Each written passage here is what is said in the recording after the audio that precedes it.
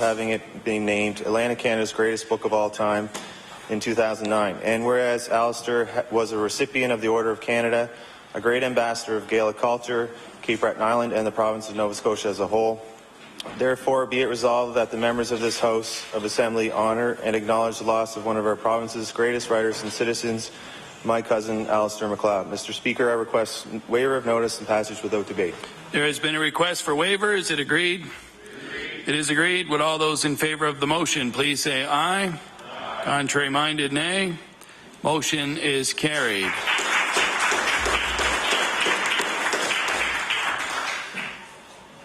Barring no more notices of motion, we'll now move on to orders of the day with oral questions put by members to ministers. The time is now 12:38, and we will conclude at 1:38. The Honourable Leader of the Official Opposition. Thank you, Mr. Speaker. My question is to the Premier. Mr. Speaker, today is Earth Day, an annual event celebrated worldwide where events are held to demonstrate support for environmental protection. Two big areas where more work needs to be done in Nova Scotia relate to Boat Harbour and the emissions from the pulp mill that operates nearby. During the last election, the Premier promised in writing, and I quote, "A Liberal government will insist on aggressive monitoring of the emissions from the plant and that a system for reporting this information to the community be put in place." And it's signed by the now Premier, and I'll table that for the benefit of the House. I have a simple question. Can the Premier update the House on how he is doing at keeping this promise? The Honourable Premier. Thank you, Mr. Speaker. Mr. Speaker, I can ensure all members of this House, and indeed all members of Nova Scotia, that this government takes its role in protecting the environment seriously, Mr. Speaker, at the same time working with communities to ensure that we have job creation, Mr. Speaker. If you look at what's happened around Boat Harbour in the first 6 months of being in power, we've now gone out to begin testing of actually what's in Boat Harbour, to update information that's as old as 1996. Mr. Speaker, I want to remind that's gone through a number of successive governments, including a Premier that represented that area, Mr. Speaker. In 6 months, we've moved forward on that file to update that information so that when we begin to roll out a plan to ensure that not only do we clean up Boat Harbour, but we find a solution that will allow the mill to continue to operate. If you looked at the extension that the Minister of Environment provided, was for two reasons, Mr. Speaker. One was that we received on the final day of consultation with Pictou Landing an 800-page document that not only our government has to review, but all partners are going to be reviewing in the coming days. At the same time, we want a technical report delivered to our government by, Mr. Speaker, the mill to ensure that it is not only going to find a solution to what is happening in Boat Harbour, but dealing with the air emissions, and we will continue to keep communities updated. The Honourable Leader of the Official Opposition on his first supplementary. Thank you, Mr. Speaker. And I can only point out that testing is not a cleanup, and in fact there's been 40 years of evidence that Boat Harbour is a toxic mess, an embarrassment to the environment, an offence to the environment of Nova Scotia, Mr. Speaker. The time for more studies, for more testing, as good as testing is not going to change the fact that all Nova Scotians know, particularly those that live in the area, that this is an environmental mess that deserves to be cleaned up. Mr. Speaker, Nova Scotia is known for its pristine bays and harbours, but unfortunately that does not apply to Boat Harbour. Premier references that all three parties have been in power during the accumulation of the mess at Boat Harbour, and that is true. In fact, Mr. Speaker, it was my predecessor in my seat, Murray Scott, who made a commitment in 2008, just before his government was defeated, to clean it up and began to explore different methods of effecting that cleanup, Mr. Speaker. And 4 years have passed since then under an NDP government. Now we have a new Premier and a new government that's made a promise to the people of Pictou, and in fact to the people of all Nova Scotia, to clean it up. So I will ask the Premier, when will Nova Scotians see action from his government on cleaning up Boat Harbour? The Honourable Premier. Thank you, Mr. Speaker. I'm pleased to hear, Mr. Speaker, that the Leader of the Conservative Party brought up 2008. You want to talk about a political commitment, Mr. Speaker. There was no financial commitment made by that government, Mr. Speaker, and quite frankly, no plan to clean up Boat Harbour. As I just said to the Leader of the Conservative Party, the information associated with Boat Harbour date back to 1996. In order for us to move forward on a cleanup, we need to know, Mr. Speaker, the Department of Environment needs to know actually what is in Boat Harbour. I'm sure that if the members of Pictou would also be telling their leader, quite frankly, that there are other issues associated with Boat Harbour that are unrelated, quite frankly, to the mill. We want to make sure that when we move forward to do a cleanup, that we do it properly, we do it right to ensure that the citizens of Pictou Landing and indeed Pictou County can return that the Boat Harbour back to the way it was. At the same time, Mr. Speaker, ensuring that we try to protect jobs in Pictou County. The Honourable Leader of the Official Opposition on his final supplementary. Oh, Mr. Speaker, I hate to say it, but we've just heard from the king of political promises, because that Premier signed his name on a document in the heat of an election campaign to the people of Pictou County that he would monitor the emissions from the mill and that he would report them publicly, and it's 6 months later and we're all still waiting. Now he says he wants to clean up Boat Harbour. I sure hope that's true, Mr. Speaker, so this isn't just another political promise, because we want to see action on Boat Harbour. We had one real test already in the life of this government. We had a budget come and go about a month ago. There was a chance to recognize the cleanup cost, the environmental liability that is in place for the province of Nova Scotia, so that we know that that cleanup will happen. Mr. Speaker, in fact, the Auditor General of Nova Scotia recommended that environmental liabilities be recorded starting in this budget year. But there's nothing new from the government, from the Liberal government, for Boat Harbour, Mr. Speaker. So I will ask the Premier, the king of political promises, can he assure us that Boat Harbour will not be just another broken Liberal promise? The Honourable Premier. Mr. Speaker, I would encourage the Leader of the Conservative Party to listen. If he's going to ask a question, to listen to the answer. Mr. Speaker, in the first 6 months, Mr. Speaker, of being in power, Mr. Speaker, we've embarked on trying to find out exactly what is in that harbour, Mr. Speaker. How can we put a plan out to the people of this province until we know what has actually been dumped into that harbour, Mr. Speaker? And the leader, quite frankly, of the Conservative Party is suggesting that the only challenge is around the mill. There are other issues associated with Boat Harbour. This government is committed to cleaning up Boat Harbour, and we will do so by putting out a real plan for the people not only of Pictou County, but indeed all Nova Scotians. The Honourable Leader of the New Democratic Party. Thank you, Mr. Speaker. Mr. Speaker, my question for you is for the Premier. Mr. Speaker, in 2012, the provincial government entered into a memorandum of understanding with universities, which set out the funding for post-secondary institutions for a 3-year period. This MOU mandated that university tuition would stay at or below the national average and not be increased by more than 3%, and that a tuition policy review would take place before the end of the MOU. So, Mr. Speaker, my question through you to the Premier is this. Considering this MOU expires in less than a year, can the Premier please advise this House what the outcome of the tuition policy review is, and when will it be released? The Honourable Premier.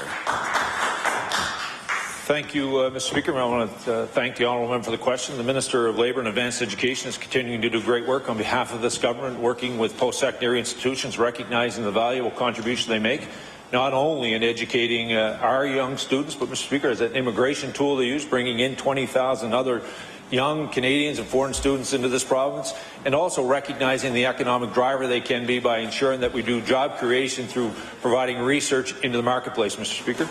As far as tuition goes, tuition will not be going up more than the 3% that's committed. We have already embarked on starting to look at what the MOU will look like going forward, and I've been excited at the way that not only our young university students who are graduating are excited about the possibility about doing research here in Nova Scotia, but I've also been encouraged by the way that university presidents and faculty have recognized that they have an important role to play to drive the economy of this province, and we're prepared to work with them to ensure that more of their young graduates get an opportunity to stay, work, and live in this province. The Honourable Leader of the New Democratic Party on her first supplementary. Thank you very much, Mr. Speaker, and I thank the Premier for his response. Mr. Speaker, after the MOU was announced in 2012, the leader of the Liberal Party criticized it, and he told CBC he thought it, quote, lacked any long-term planning for university spending. So, Mr. Speaker, my question through you is this. Can the Premier please explain how his approach is helping universities develop long-term plans, And why doesn't he show the same concern for students that he did for universities, students who are waiting to find out what the tuition will be for next year? The Honourable Premier. Thank you, Mr. Speaker. Mr. Speaker, not only have we shown concerns by our words, Mr. Speaker, we've done it by our actions. We've created more research opportunities for students in this province, Mr. Speaker. We're allowing more apprenticeship opportunities for NSCC graduates. We're working with small business owners across this province to provide graduate opportunities. Mr. Speaker, it's a job. We're working with employers to give jobs to graduates in this province. We not only have shown concerns with the word, Mr. Speaker, we've shown it with our action. Furthermore, Mr. Speaker, we recognize the great economic drivers universities can be in this province. We're going to continue to work to ensure that we bring research to this province, research dollars from not only the public sector but from the private sector, and research that we can commercialize into job creation, Mr. Speaker. The Honourable Leader of the New Democratic Party on her final supplementary. Thank you, Mr. Speaker. Mr. Speaker, the Memorandum of Understanding with universities ends soon, and so will the commitment that tuition stay below the national average. So, Mr. Speaker, with many students in the province looking forward to starting university in the fall or returning to university in the fall, but they have yet to know what the tuition increases will be for next year. So I want to ask the Premier, will he tell Nova Scotian students now how much his government will allow tuition to increase next year? The Honourable Premier. Mr. Speaker, I actually said that in my first question. Tuition will not go up by more than 3%. We've said that very clearly, and we are in negotiations with universities around an MOU, Mr. Speaker, to provide long-term stability. At the same time, recognizing the valuable contribution that they make to this province on so many fronts, from an immigration strategy, from job creation. Finally, universities and university graduates have a government that's actually paying attention to them. The Honourable Leader of the Official Opposition. Thank you, Mr. Speaker. Mr. Speaker, Nova Scotia is one of 3 provinces in Canada that does not index its tax brackets, its income tax brackets, to inflation. When he was in opposition, the Premier said very clearly that he believes bracket creep costs Nova Scotians millions of dollars a year in hidden tax increases. He correctly said that it takes more money out of their pockets every year, and went on to say, and I will table this quote, "We need to fix this problem and return those millions back to the hard-working Nova Scotians who earned the money." Well, Mr. Speaker, I couldn't agree more, and so I will ask the Premier, why didn't he address bracket creep when he had the chance in this budget to save Nova Scotians millions of dollars of their hard-earned money? The Honourable Premier. Thank you. Thank you, Mr. Speaker. Mr. Speaker, one thing Nova Scotians recognize that $1 billion in tax promises wasn't going to do anything but drive, Mr. Speaker, this province further into debt. It's why they didn't vote for that party. Mr. Speaker, I also want to remind the honourable member that the Minister of Finance now has embarked on a tax review that will not only look at bracket creep, it will look at every tax that is being paid in fees in this province to ensure that when we make changes and adjustments, it will be towards driving economic development and job creation. The Honourable Leader of the Official Opposition on his first supplementary. Well, Mr. Speaker, what those Nova Scotians are seeing now is that they elected a Liberal government. What they got was higher taxes and more debt at the same time. That's hardly something to be proud of, Mr. Speaker. The basic personal exemption is the amount that benefits our lowest income Nova Scotians the most. It has not been indexed in over 4 years. And Mr. Speaker, the fact of the matter is that for a family living on $40,000 a year, because their tax brackets are not indexed, they pay almost $4,000 a year more in tax today than they did 10 years ago. That is a sneaky and a hidden tax increase. The NDP cancelled de-indexation to make sure that Nova Scotians paid more every year. So I'll ask the Premier, why does he now believe it is okay to charge our lowest income Nova Scotians almost $4,000 a year more in hidden tax increases? The Honourable Premier. Mr. Speaker, I'm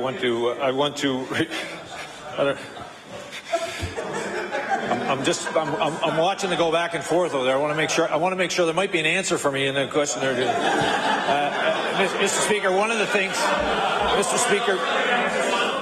Speaker, one of the things, Mr. Speaker. Order, please.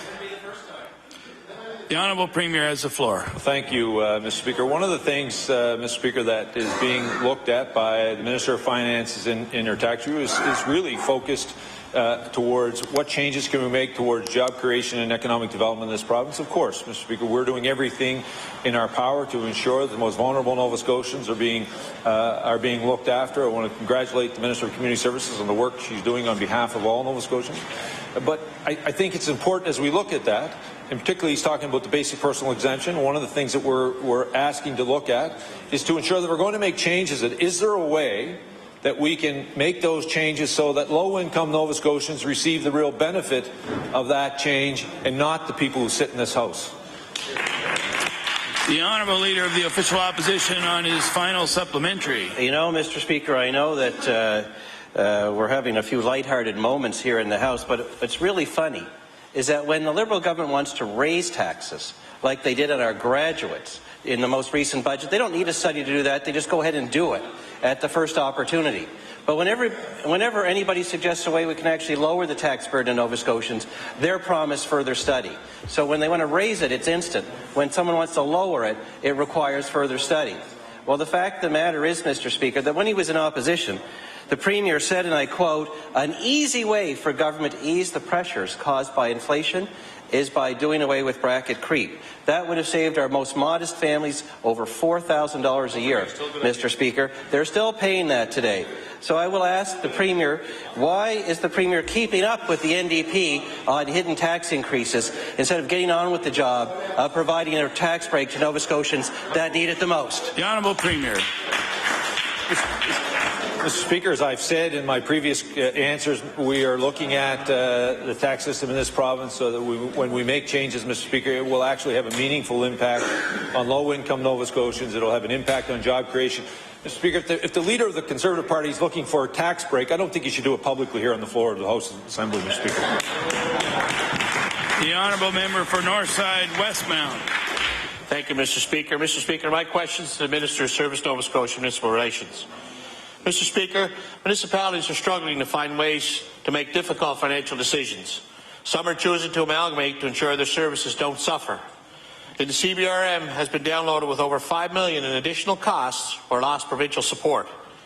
And Mr. Speaker, that includes $520,000 for education, $568,000 for UARB mandated fire hydrant costs, $2.2 million less for housing, $1.1 million less for corrections, $500,000 solid waste costs, $181,000 Nova Scotia grant in lieu of taxes, and $317,000 less in equalization payments. The Minister indicated that CBRM should increase their municipal taxes. So my question to the Minister is, do you still believe the only way for CBRM to balance their budget is to raise their taxes? The Honourable Minister of Service, Nova Scotia and Municipal Affairs. Thank you, Mr. Speaker. I do want to clarify for the House that no time have I said or anyone in my department said that Cape Breton regional municipalities should raise their taxes.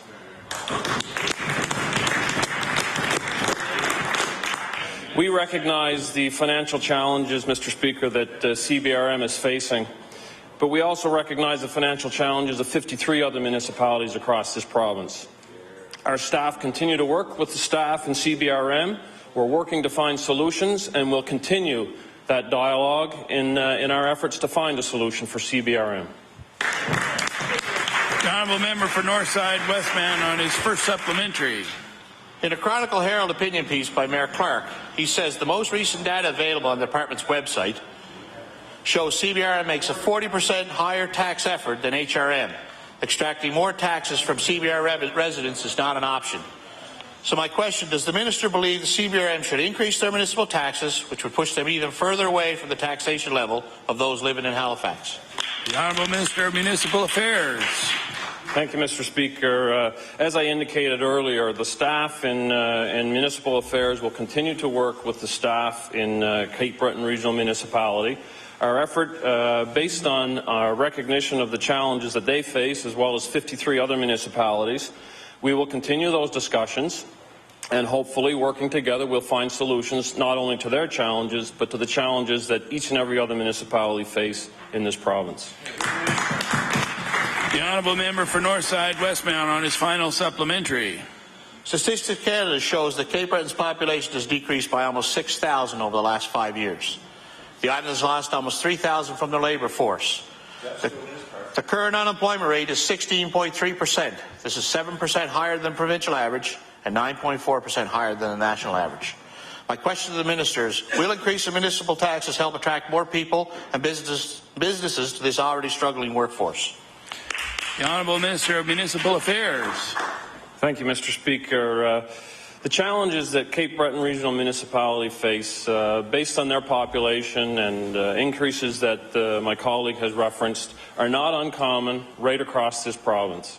This government has a responsibility to work in consultation and dialogue with each and every one of those municipalities to address their challenges. We will continue to do that with CBRN. The Honourable Leader of the New Democratic Party. Thank you, Mr. Speaker. Mr. Speaker, my question for you is to the Acting Minister of Finance.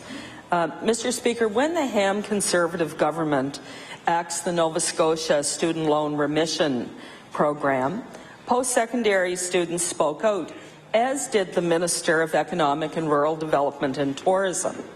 The minister, who then was serving as the Liberal education critic, said, and I quote, and I'll table, "Students can't afford any more increases without the opportunity to have some of their debts reduced." So, Mr. Speaker, my question is this. Why is the minister now choosing to ignore the plight of Nova Scotia graduates who are saddled with the highest debt loads in Canada? The Honourable Minister of Economic Development. Thank you, Mr. Speaker. Speaker, our government takes very seriously the issue of student debt, which is why we were very proud when the Premier and our government announced that we would be taking off the interest on student loans to make it easier for students. Mr. Speaker, while it was a difficult decision in cutting back the graduate retention rebate, it was very clear from the evidence that the program was not having the success that it was intended to have.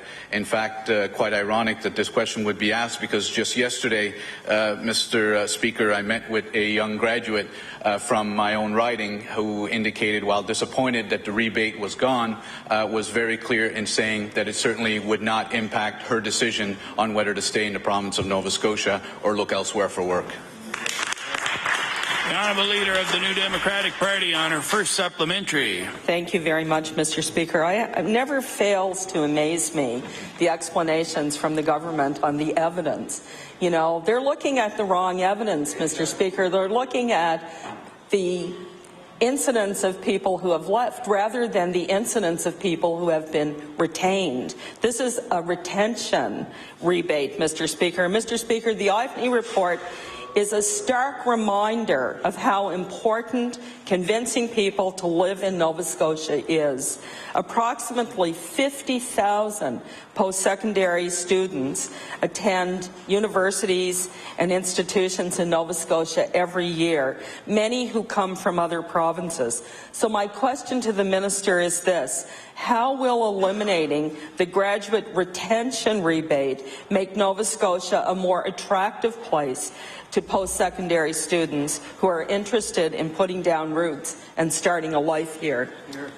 The Honourable Minister of Economic and Rural Development. Well, Mr. Speaker, I know this will come as a shock to the interim leader of the NDP, but some people actually like to live and work in Nova Scotia and don't need to be convinced. You know, I actually like this province. I think many Nova Scotians like this province. Many people come from outside of this province who want to work here, want to live here, want to raise their families here. To suggest that it takes that rebate or no one wants to live here, I think there's a reason why the interim leader is sitting on that side of the House right now. The Honourable Leader of the New Democratic Party on her final supplementary. Mr. Speaker, it comes as no shock that people would love to live in our beautiful province. But, Mr. Speaker, incentives for recent graduates is a reality in 3 other Canadian provinces, including our neighbouring province of New Brunswick, where students can get $20,000 through their retention rebate, Mr. Speaker.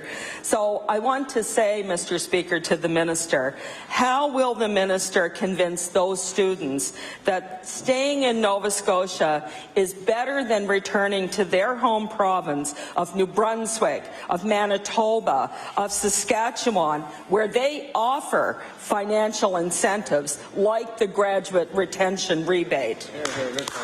The Honourable Minister of Economic and Rural Development. Well, one of the first things we're going to do, Mr. Speaker, as a government with the Opportunities to Employment Graduate to Opportunities program is, first of all, we're going to help them find a job here in Nova Scotia. Secondly, Mr. Speaker, our government is committed on working to address some of the challenges that are facing our province, challenges that were neglected over the past 4 years by creating a positive economic environment, one where people can stay here, can work here, can raise their children. And the last thing I would say to the Leader of the Opposition, what I would say to convince them to stay here in Nova Scotia is that we are not New Brunswick, we are not Manitoba, we are not Saskatchewan, we are one proud province here in Nova Scotia. The Honourable Member for Sydney River, Myra Lewisburg. Thank you very much, Mr. Speaker. Mr. Speaker, my question through you is for the Minister of Municipal Affairs. Mr. Speaker, the recent budget contains fundings for rural transit systems. There are many areas of Nova Scotia that are concerned about the process and guidelines regarding how these funds will be dispersed. Mr. Speaker, the towns and cities around the province have very different demographics and very different needs. So my question for the Minister is, what are the guidelines and application process to access this money? The Honourable Minister of Municipal Affairs.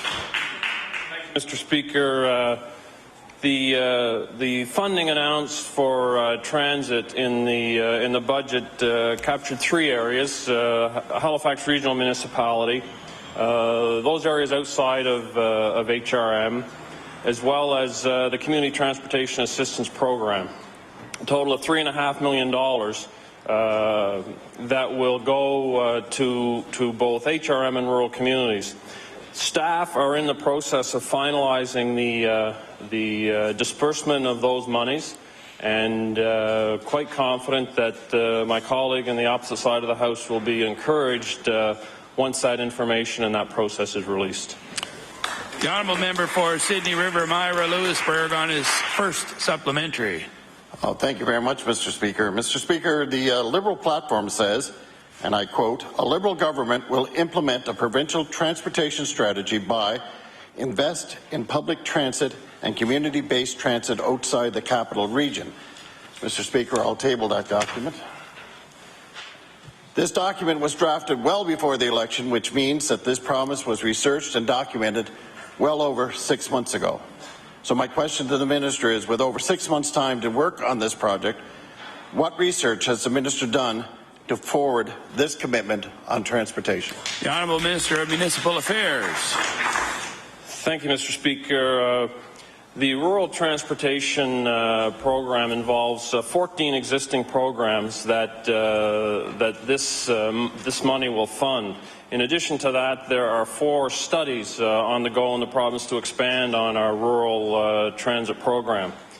We've reached out, we've had discussions with stakeholders, and the feedback we've been provided is consistent with the direction we're taking.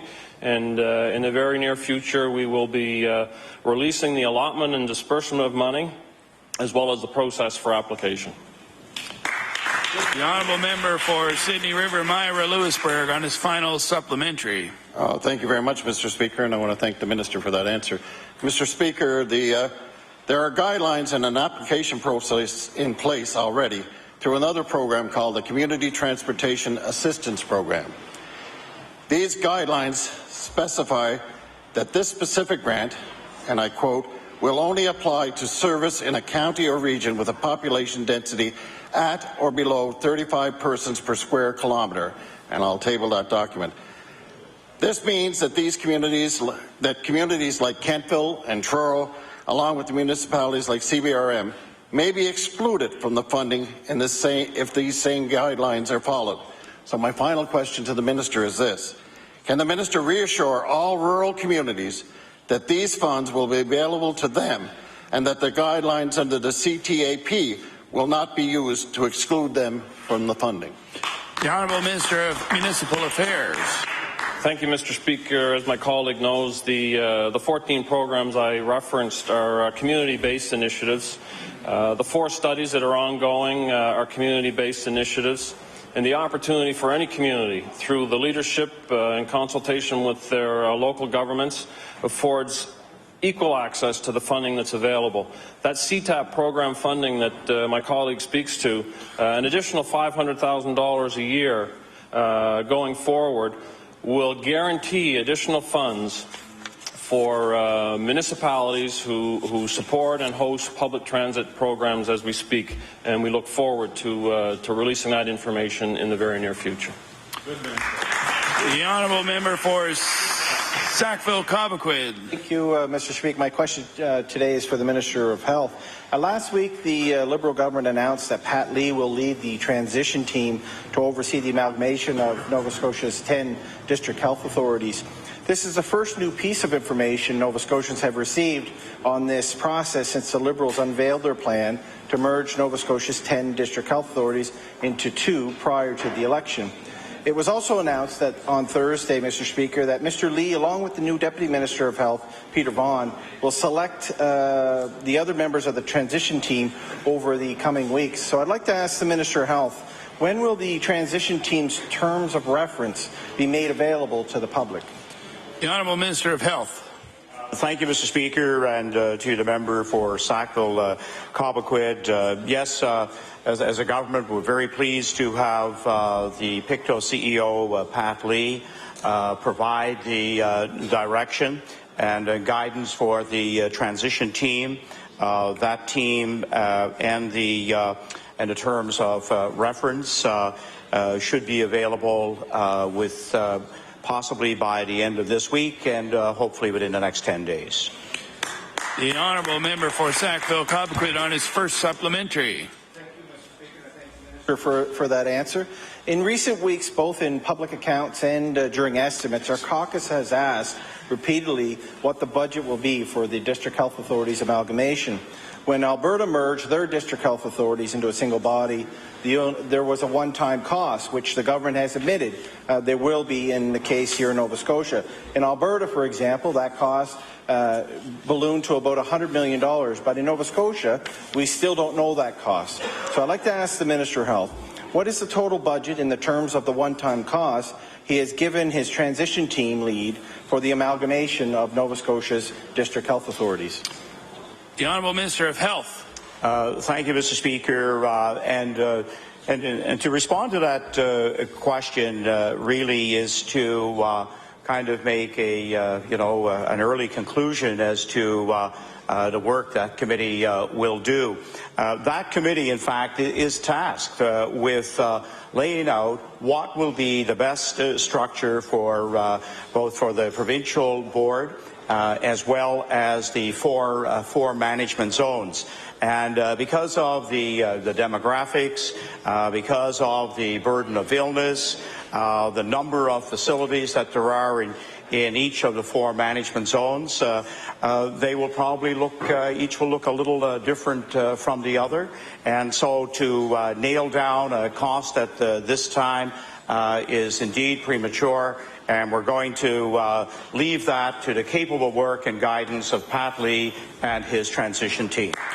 The Honourable Member for Sackville-Cobequid on his final supplementary. Thank you, Mr. Speaker. And I'd have to disagree with the Minister of Health, Mr. Speaker. The budget that we're going through right now, should reflect what the department will be spending of taxpayers' money in the coming year. As we speak today, the Minister has acknowledged that this time next year, the transformation or the amalgamation will have happened. So certainly if the Minister doesn't know what the cost of the District Health Authority amalgamation will be today, he will have a better idea when Mr. Lee's team, when Mr. Lee's term as transition lead is complete in September. So I'd like to ask the Minister of Health, Will the minister, when will Nova Scotians know the final cost of the District Health Authority amalgamation? Will it be when the lead, Mr. Lee, I should have rewritten that question. Will it be when his term is done in September? The Honourable Minister of Health. Thank you very much, Mr. Speaker. And Mr. Lee's work is to outline what may very well be the best structure for the province, as well as for each of the 4 management zones. And at that time, we will be getting closer to full implementation. During the present work that is ongoing, we in fact are getting the first glimpses that a CEO can cover off 2 or 3 of the districts, as we have currently. We have the Bruce Quigley, the CEO for Cumberland, carrying out oversight of Pictou. We'll have other examples of that as we go along.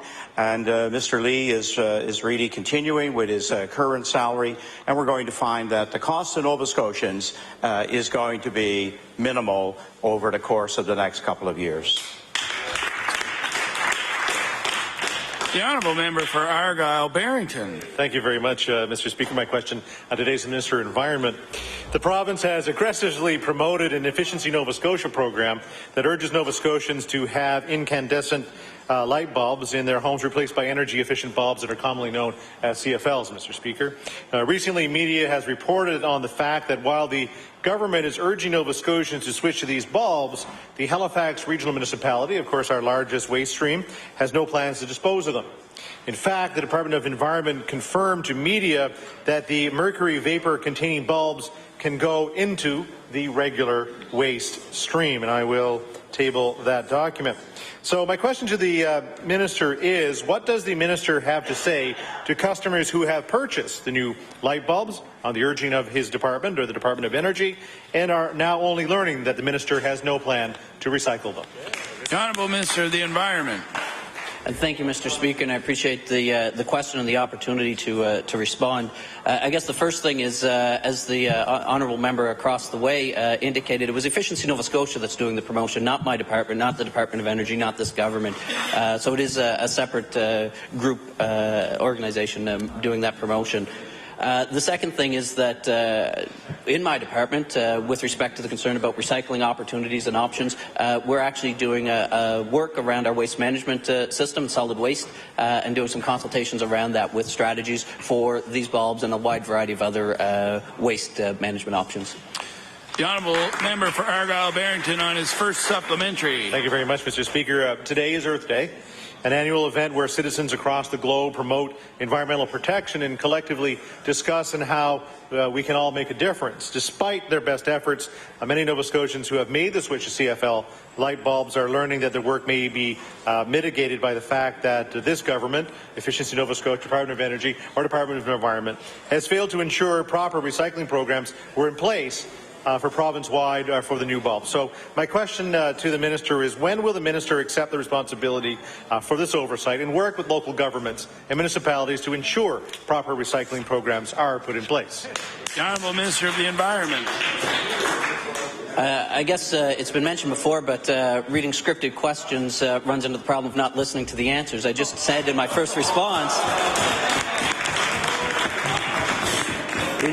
In my first response, I did indicate that we are currently in the process of updating our regulations, Mr. Speaker, concerning our waste management processes. That includes looking at the waste streams for these bulbs and other recycling options. So we are in the process of doing that. We are engaged in consultation, work with our municipal partners and other waste management partners to move forward with this and come up with our updated regulations. The Honourable Member for Argyle-Barrington on his final supplementary. Boy, I wish I could take a shot at that one, you know, because I'm trying to ask a relatively important question for Nova Scotians, one that's without political bias. You wouldn't believe how many times I crossed off the Liberal on this to make sure that I'm not picking on the Liberal government specifically, but not to pick on the Minister because hasn't been there that long, and, you know, maybe his ears are a little wet right now and not listening to the questions. But, Mr. Speaker, I can say that this is an important issue on CFL light bulbs. And I can say that even with the other ministers trying to help out, the Minister of Energy has been really dying to answer a question in this House of Assembly for a while. And maybe I wasn't listening to his last question because Minister of Energy was talking, but there you go. So, making matters worse, last week the Environment Department confirmed to the Chronicle Herald that does not keep track of the areas in the province that do recycle light bulbs. That means the Minister of Environment has no idea the potentially dangerous mercury vapor that's being disposed of in the province. So what actions will the minister commit to today beyond just consulting? Because consulting, we know, happens a lot with this government. What are the concrete actions that he will be doing to get a hold of these, to get a hold of the waste stream of the CFL light bulbs? The Honourable Minister of the Environment. As indicated, the process that we're going through is a comprehensive review of the solid waste regulations we have in this province, addressing not just this particular issue, but a whole wide range of issues concerning solid waste and excluding certain waste from the streams to our municipal landfills and landfills across the province. So we are taking it very, very seriously, where we're addressing this and many other issues and concerns. And I want to highlight, since today is Earth Day, the success and the quality of the work being done by our municipal partners and other waste management partners across the province, where Nova Scotia is a leader in diverting waste from our landfills, where we have most recently seeing about 375 kilograms per person, which is significantly lower than any other region within the country. And we're continuing on our EXPA goals of reaching 300 kilograms of waste by 2015. And that is where the solid waste work that we're doing, which includes these bulbs and many, many other products, Mr. Speaker. Thank you. The Honourable Member for Queens Shelburne. Thank you, Mr. Speaker. Mr. Speaker, my question is for the Minister of Transportation and Infrastructure Renewal. Mr. Speaker, the 5-year plan introduced by the NDP in 2010 has become a reliable document which allows communities in Nova Scotia to know what work they will have coming in the current year and up to 5 years out for bridges, routes and highways. Mr. Speaker, my question to the Minister is, without the expanded transparency of a 5-year local road plan, how will communities know when to expect upgrades of their badly damaged roads? The Honourable Minister of Transportation and Infrastructure Renewal. Thank you, Mr. Speaker. To the member opposite, the 5-year capital plan, our highways and bridges plan, it is a good measure to ensure cost certainties, to have those all-important deals with the federal government with respect to major construction put together, and that is a document that's living and breathing, and we do update it annually, but it does, as the member pointed out, gives a 5-year forecast on our major projects.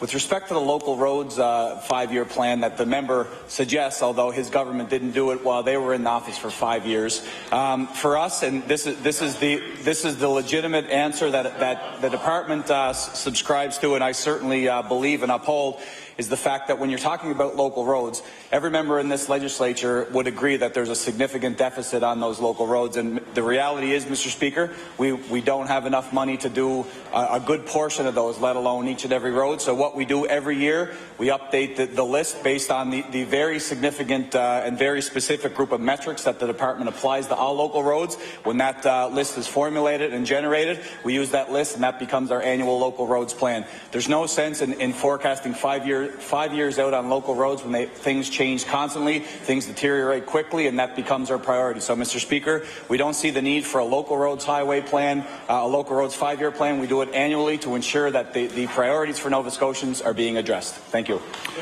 The Honourable Member for Queens Shelburne on his first supplementary. Thank you, Mr. Speaker. Mr. Speaker, local roads plans would have a helpful to identify repair time frames, improve transparency, and enable, I repeat, enable better community planning.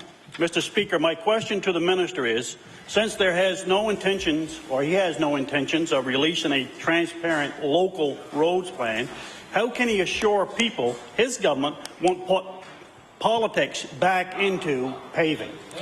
The Honourable Minister of Transportation and Infrastructure Renewal. Mr. Speaker, with respect to the local roads, again, our government, me as the minister, we put our faith entirely into the system that's been formulated and built over the years by our department. We have very capable engineers within our department, amongst the best in the industry and in Atlantic Canada with respect to our engineering and what they do. I have complete faith in their work. When they do analysis of each and every local road in this province year over year, they establish a list of priorities. They look at what the urgencies are, what the ones that could possibly be held off for a number of months until we can get there. We're doing our very best, Mr. Speaker. We're utilizing our budget that's stretched very thin to the best of our abilities to keep Nova Scotians safe.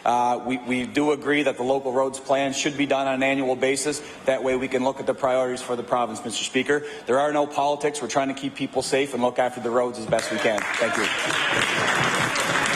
The Honourable Member for Queen Shelburne on his final supplementary. Mr. Speaker, many roads in rural communities need to be repaired or resurfaced, like the Bell Road in Queens, Cornwallis Crescent in Kings, and the Bayview Road in Pigtou, just to name a few, Mr. Speaker. Mr. Speaker, my final question to the Minister is, can he clearly explain to the members of this House and rural communities what his plans of action is to address the timely repair of many damaged roads in rural Nova Scotia? The Honourable Minister of Transportation and Infrastructure Renewal. Mr. Speaker, again, it's a very important question, and the reality is that there's a deficit in this province, and we do our very best to get to those local roads. I've heard from almost every MLA in the legislature on which priorities there are in each respective riding. This weather, particularly this year, has been very, very damaging and very impactful on gravel roads. We're seeing a lot of flooding. We're seeing a lot of softening of the infrastructure that support those roads. So, Mr. Speaker, we take it one road at a time. We take it one request at a time. I also like to tell the member in the House that there is a pothole hotline, 1-888-432-3233, Mr. Speaker. We want to know where the potholes are in this province. We're going to do our very best to fix them in a timely manner. And I'm going to put some cold mix and some hot mix in my truck on the way home, Mr. Speaker, and I'll do a few in the Pictou area. So I'm even playing my part, Mr. Speaker. What can I tell you? Thank you very much. The Honourable Member for Guysborough Eastern Shore Tracadie. Mr. Speaker, Mar Melford Terminals is developing a 315-acre container terminal on an 1,800-acre footprint at Melford on the Strait of Canso. This project is strategically located on the Great Circle route, making Mar Melford the closest East Coast port to Europe and Asia via the Suez Canal. Mr. Speaker, this project has the potential to create hundreds of jobs for the people of Guysborough Eastern Shore Tracadie and Nova Scotia as a whole. It will also generate a significant stimulus of revenue for all of Nova Scotia, Mr. Speaker, through in provincial income tax. Mr. Speaker, will the Minister of Economic, Rural Development and Tourism give the House an update on this important project to all of Nova Scotia? Thank you, Mr. Speaker. The Honourable Minister of Economic and Rural Development. Thank you very much, Mr. Speaker, and I want to thank the member for the question. In fact, one of the first things I did when appointed as Minister of Economic, Rural Development and Tourism was to attend meetings in New York with the Mar Melford Group to give our clear indication of support of our government for this project. It's important to remember that this is a private sector-led project. They have not asked for any government funding, and this is being completely driven by the private sector, which is something that we can be proud of. It is a project that we continue to work with. I addressed the issue at a recent lunch with the Strait Chamber of Commerce and had the opportunity to be updated at the time by the company.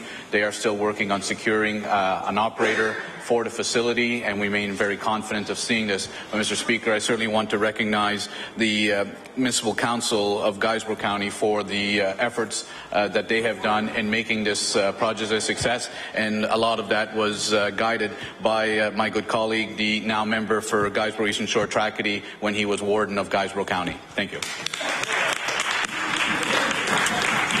The Honourable Member for Pictou West. Thank you, Mr. Speaker. Mr. Speaker, my question through you is for the Minister of Communities, Culture and Heritage. When asked about Blue Nose 2 fundraising in Thursday's question period, the Minister claimed that There are no additional monies coming into that foundation, and I will table that statement for the benefit of the House. Yet, still yesterday, on the provincially run Blue Nose 2 website, donations for the operation of the Blue Nose 2 are being accepted. I will table a confirmation document from the Blue Nose 2 site confirming a donation made today, Mr. Speaker.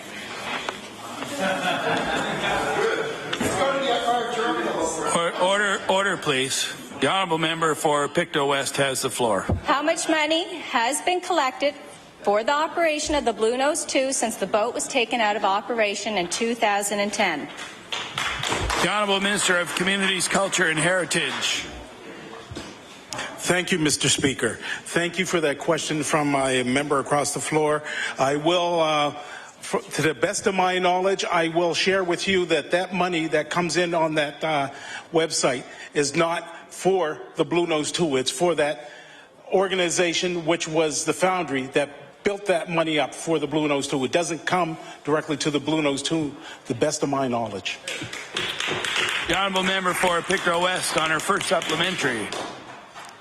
Thank you very much, Mr. Speaker, and I thank the Minister for his answer. I believe, to the best of my knowledge, it does, but we can discuss that later on. Mr. Speaker, according to the Blue Nose 2 site, all donations are used for the ongoing operation of Blue Nose 2. Receipts for tax purposes will be issued for donations of $25 or more. My question to the Minister is, how many tax receipts have been issued for the Blue Nose 2 donations since the boat was taken out of the water in 2010? The Honourable Minister of Communities, Culture and Heritage. Thank you, Mr. Speaker. To answer my colleague across the floor, I will say to you that I cannot give you a definite answer on the amount of those receipts that were collected, but I can get that information and make sure that it's given to you. The honourable member for Pictou West on her final supplementary. Thank you very much, Mr. Speaker, and I look forward to the Minister getting back to me on that. Mr. Speaker, Imagine Canada sets out the Ethical Fundraising and Financial Accountability Code. The code lays out a set of standards for charitable organizations to manage and report their financial affairs responsibly. The #1 code, be truthful. And I will table that document for the benefit of the House. We expect charities to adhere to these standards because donors are entitled to transparency. The people who have donated to the Blue Nose 2 and the taxpayers of Nova Scotia who are shouldering the ever-rising cost of this project deserve a code of ethics and transparency. My question to the Minister is, where exactly has the money gone that was collected by donations for the Blue Nose 2 since 2010? The Honourable Minister of Communities, Culture and Heritage. Well, thank you for that question. Mr. Speaker, I will say to my colleague across the floor that, as I've indicated earlier, I've asked the Auditor General to look at all aspects of the Blue Nose 2, from costs, delays to everything. Once the Auditor General, who completes an independent review of this file, looks at it and provides that information to Nova Scotians, I believe you will have your answers. The honourable member for Pictou East. Thank you, Mr. Speaker. My question today is for the Acting Minister of Finance. As the Minister may know, there are currently 51 NSLC agency stores across the province. There are over 1,100 convenience stores.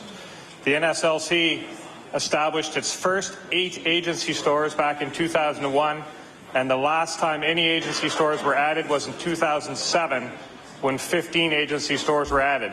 As we look for ways to strengthen our rural communities, we need to look for ways to strengthen the local businesses that serve these communities. So my question today for the Minister is the Minister planning on adding any new agency stores in underserviced areas of the province? The Honourable Minister of Economic and Rural Development. Thank you.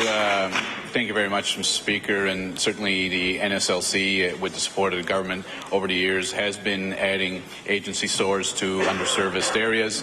Certainly it's been welcomed by many of those communities. If the member is aware of certain areas which are underserviced, I would strongly encourage him to bring that to the attention of either NSLC or the Minister of Finance, and I'm sure that that will be given due consideration. The Honourable Member for Pictou East on his first supplementary. I thank the Minister for that answer, and I just want to say that adding products to the product mix of convenience stores will make them stronger and give them an opportunity to provide jobs to more local and, in most cases, rural people. In June, Mac's convenience store chain in Ottawa said that 1,600 full-time jobs would be created if its 547 stores were allowed to sell alcohol. That's 3 new jobs for every convenience store. A study by the Ontario Convenience Stores Association argued that the government would take in more revenue from this type of move. Does the Minister have any information as to how many jobs might be created in rural Nova Scotia with the addition of more agency stores? The Honourable Minister of Economic and Rural Development.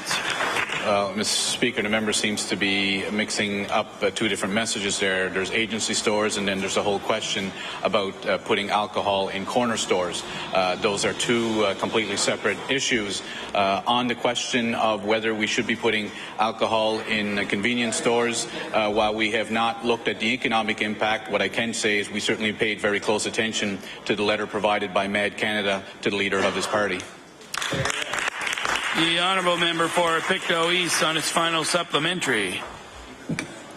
Maybe I should have quit when I was ahead, and he said just talk to the Minister of Finance about it. But I do want to state the fact that I do want to state that I've been through the RFP that was issued back in 2006, the time the last agency stores were added. And at that time, the RFP suggested that they were looking for agency stores that were at least 15 kilometers driving distance from the closest NSLC or at least 10 kilometers from any other agency store. People that live in substantial communities should have the opportunity to purchase alcohol from an agency store in their convenience stores, regardless if they are 15 kilometers from the nearest community that has a liquor store. And in fact, the NSLC itself looks at substantial communities when it establishes its stores. They don't look simply at distance. For example, there are 2 stores in New Glasgow that are only 2.96 kilometers apart, and the New Glasgow George Street store is only 5.23 kilometers from Stellarton store. So my question is, will this government advocate for stepping away from rigid criteria and bringing some common sense to the decision as to who should get an agency store and who should not? The Honourable Minister of Economic and Rural Development. Mr. Speaker, I'm sure that my colleague, the Minister of Finance, would be more than open to any proposals that come forward from communities that feel they are underserviced and that would qualify for an agency store. I can tell you when the review was done back in 2006, I know certain communities were identified as being eligible for agency stores, but unfortunately there was no uptake from those communities for that. So at the end of the day, there needs to be a desire from the community itself that feels that it is underserviced. But let me make it very clear, in case the member wasn't sure, when it comes to the issue of providing alcohol in corner stores, our government has been very clear. It's not going to happen. The Honourable Member for Queens, Shelburne. Thank you, Mr. Speaker. Mr. Speaker, my question is for the Minister of Transportation. Mr. Speaker, bridge replacements can be a timely process, and residents would always inquire about when they could expect timely repairs in their community. That is why, Mr. Speaker, the former government introduced the 5-year plan. Mr. Speaker, many residents have come to rely on this plan and its transparency, as well as the ability to know when the work will be done. My question, Mr. Speaker, to the Minister, is there a process to inform residents if the work will be delayed or postponed? The Honourable Minister of Transportation and Infrastructure Renewal. Mr. Speaker, thank you, and thank you to the member opposite. Obviously, anytime there's a bridge structure that has to be repaired, certainly those that have to be replaced, as we're seeing currently with a number of spots across the province. Indian Sluice, of course, Sydney River. There's many significant projects that are taking place. Of course, these links are vital for transportation. They're vital for the economy. They're important to get school buses and people to and from work, and they're important for our economy and for our people. So any opportunity we take to make those repairs and changes, we have full disclosure and notification to the motoring public and, of course, the greater community. Delays are part of this construction process. Obviously, we like to mitigate those as best we can, and we do that whenever we have the opportunity. But when there are interruptions or when there are delays, we certainly do our best to let the public know, and we'll continue to do that without question. Thank you. The Honourable Member for Queens Shelburne. Thank you, Mr. Speaker. Mr. Speaker, residents in Queens County have had the Milton Bridge for over 113 years. Last year, it was in the 2013-14 five-year plan, slated for construction in 2014. And this year's five-year plan is slated to begin 2015. Mr. Speaker, my question for the minister is simple. Why, when this was identified for a safety concern, was the bridge taken off the list of work for this year? The Honourable Minister of Transportation with 45 seconds. Mr. Speaker, and thank you for that opportunity, and thanks to the member opposite. Anytime there are delays, and I'm not familiar with the specifics of the bridge that the honourable member is speaking of, but certainly there are delays. It becomes a fact of life in transportation, particularly with these large-scale projects, with the design, the engineering. Obviously, the environmental assessment portion of these projects is paramount to the successful completion of the projects. I could only assume, and I could certainly check to see what the details are and get back to the member on that. We do our diligence. We make sure that road safety is number one and people that are protected when they're motoring, and we would never allow people to travel across an unsafe structure. So we put that diligence in to make sure people are safe, Mr. Speaker, and with that, I'll take my place. Thank you. Order, please. The time allotted for oral questions by members to ministers has expired, and we'll now move on to... Just before we move on to government business, I want to recognize the Honourable Member for Lunenburg on an introduction. Mr. Speaker, I'd like to take your attention to the East Gallery, and I'd like to introduce grade 7 students from my home school, Bayview Community School in Mahone Bay.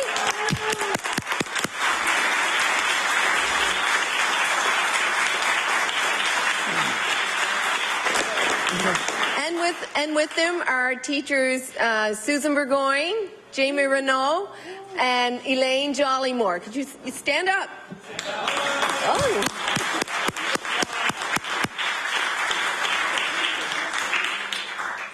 We'll now move on to government business and government motions. The Honourable Government House Leader. Mr. Speaker, I move that you do now leave the chair and that the House resolve itself into a committee of the whole on supply.